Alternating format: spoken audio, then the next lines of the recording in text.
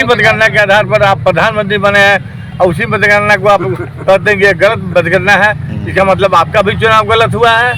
इसलिए अगर मतगणना को गलत मानते हैं तो आपका चुनाव भी गलत होगा।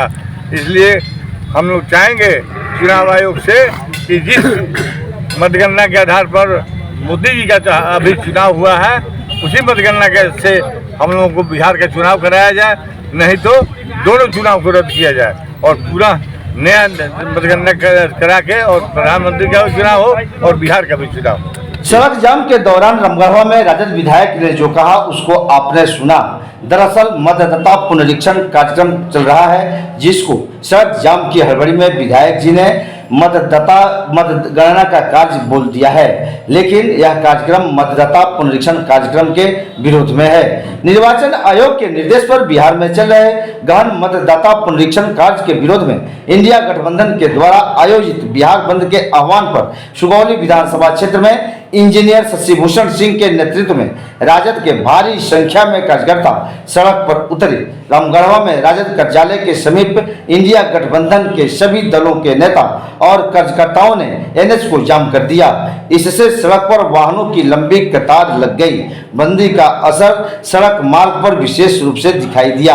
आज के बंदी में स्थानीय विधायक इंजीनियर शशिभूषण सिंह, भारतीय कम्युनिस्ट पार्टी के नेता और पूर्व विधानसभा प्रत्याशी comrade Radha Mohan Singh, trade union के कृष्णा सिंह, माकपा नेता शमसुल हक अंसारी के साथ राजद के वरीय प्रदेश स्तरीय नेताओं जयप्रकाश यादव उर्फ जेपी राय, प्रेमचंद्र यादव, राजीव कुमार सिंह इत्यादि मुख्य रूप से शामिल रहे।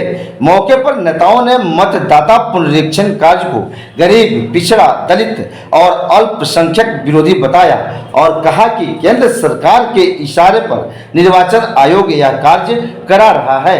ठीक है, मानते हैं आपको पुनरीक्षण करवाना है, तो आप पहले जनवरी से ही क्यों नहीं करवाते? आज हमारे 3.5 करोड़ लोग जो बिहार के पलायन कर गए, वे 25 दिन में अपना दस्तावेज कैसे जमा कर देंगे?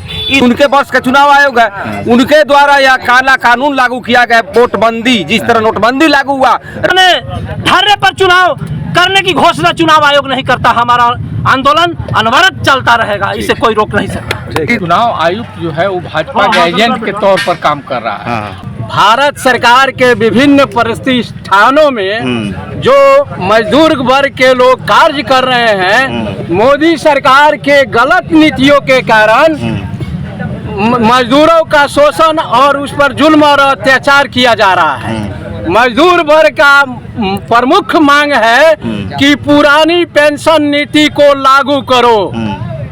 प्रायः भारत देश भर के सभी मजदूर संगठन इस बंद के आह्वान में शामिल है। इसका उद्देश्य इन मतदाताओं के नाम को सूची से बाहर कर देना है ताकि ये वोट ही नहीं दे सकें। बिहार में तेजस्वी यादव की लोकप्रियता से भारतीय जनता पार्टी और उसके सहयोगी दलों में बेचैनी हो गई है। जब इन नेताओं से पूछा गया कि पुनरीक्षण कार्य हेतु वर्तमान में जरूरी दस्तावेजों की तत्काल मांग नहीं की जा रही है, तो नेताओं ने कहा कि यह एक षड्यंत्र है और इसके लिए कोई सरकारी चिट्ठी निर्गत नहीं है और सरकारी तंत्र भारतीय जनता पार्टी के इशारे पर कार्य कर रहा है। इंडिया गठबंधन इनके मंसूबे को कभी भी सफल होने नहीं देगा।